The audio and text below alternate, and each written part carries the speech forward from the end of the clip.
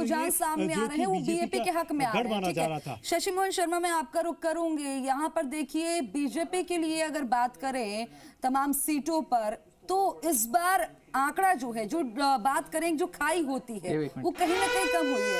इसी बीच एक बड़ी खबर आती है, बता दें खुशबू दर्शकों को कि झुंझुनू में कमल खिल चुका है और हम जिस तस्वीर की बात कर रहे थे वो अब लगातार बदलती जा रही है। कांग्रेस की जो परंपरागत सीट है उस पर कमल खिल चुका है।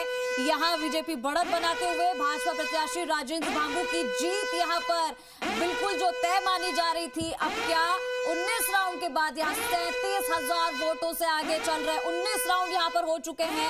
भांबू समर्थकों ने आतिशबाजी की है, इसी खुशी की लहर यहाँ पर देखने को मिल रही है। कांग्रेस के अमित ओला दूसरे नंबर पर हैं, दूसरे पायदान पर हैं और इसके अलावा भी हम आपको बताएं तो निर्दलीय प्रत्याशी राजेंद्र गुड़ा तीसरे नंबर पर यहाँ पर है, जो अभी तक दूसरे नंबर पर चल रहे थे। और ये देखने वाली बात थी कि अब क्या होता है। लेकिन चलिए एक बार फिर से ब्यूरो चीफ शशि मोहन शर्मा हमारे साथ, क्योंकि लगातार बने हुए हैं। शशि, जहां पर कांग्रेस की परंपरागत सीट, वहां पर भी बीजेपी का आ जाना, कमल खिल जाना, ये अपने आप में बदलते हुए रुझानों की तस्वीर जो हम कहीं ना कहीं ये दिखा रही है कि कहीं ये रुझान नतीजों में बदल गए तो बहुत बड़ा कमाल हो जाएगा, क्योंकि अपनी परंपरागत सीट को ही नहीं बचा पाई है कांग्रेस।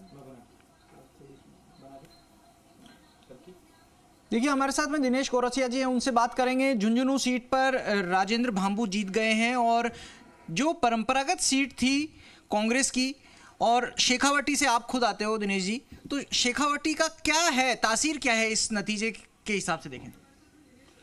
देखिए, झुंझुनू जो सीट है ये कांग्रेस की परंपरागत सीट कह सकते हैं, या सही मायने में कहा जाए तो ओला परिवार की सीट है। और लंबे समय से ओला परिवार यहाँ राज करता रहा है। पहले शीश राम जी थे, फिर विजेंद्र जी ओला, अब अगली पीढ़ी को ये सीट सौंपने जा रहे थे। ऐसे में क्या था कि एक बड़ा धीरे धीरे एक असंतोष का माहौल भी कार्यकर्ताओं में था, एक उबन भी थी।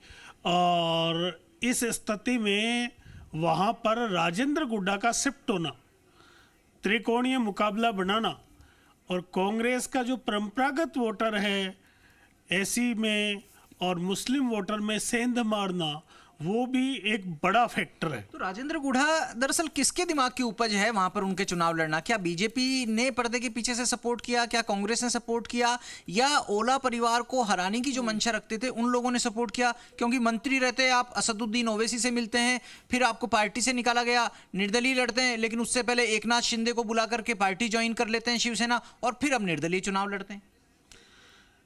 देखिए, राजेंद्र सिंह गुड्डा है वो बहुत महत्वाकांक्षी व्यक्ति है, और वहाँ जो 50,000 वोट मुस्लिम समुदाय के हैं, महत्वाकांक्षी के साथ राजनीति के मौसम वैज्ञानिक भी कहते हैं उनको, मौसम वैज्ञानिक भी हैं। उनको लगता था उससे पहले कि बीजेपी सरकार आएगी तो वो शिंदे के साथ चले गए कि जीत जाएंगे फिर मंत्री बन जाएंगे, लेकिन ऐसा कुछ हुआ नहीं, क्योंकि वो अपनी स्टैंड से हट गए। तो लोगों ने देखा कि विचारधारा से हट गए तो उसके परंपरागत वोट खिसक गए। अब उनको ये लगा कि मुस्लिम वोट और ऐसी वोटों का ध्रुवीकरण के साथ राजपूत वोटों को मिला करके मैं यहाँ से सीट निकाल लूँगा और ये मेरे लिए ठीक रहेगा। बीजेपी का शासन है, हाँ ये भी संभव है कहीं ना कहीं कुछ ना कुछ गेम रहा हो पीछे से भी, किसी पार्टियों का भी, लेकिन मुख्य फैक्टर ये था। दूसरा, राजेंद्र भांबू की एक बहुत अच्छी छवि है, न केवल जाट समुदाय में उनकी पेठ थी बल्कि बाकी सारे समुदाय में पेठ थी। एक बहुत ही सामाजिक कार्यकर्ता हैं जिन्होंने हर समुदाय की, हर संगठनों की मदद की। उन्होंने क्या मदद? आर्थिक मदद, सामाजिक मदद, नैतिक मदद? में किसी भी गरीब परिवार में चले गए, उसकी बेटी की शादी है, वहाँ उन्होंने सहयोग कर दिया। किसी का कोई सामुदायिक भवन बनना है, उसमें कोई मदद की रिक्वायरमेंट थी, उसमें उन्होंने वही बात आ गई, आर्थिक मदद। तो क्या इससे बिना आचार संहिता के ही वोटों को इन्फ्लुएंस करने का दीर्घकालिक अवधि के रूप में इन्वेस्टमेंट को ये बहुत पहले ठीक है।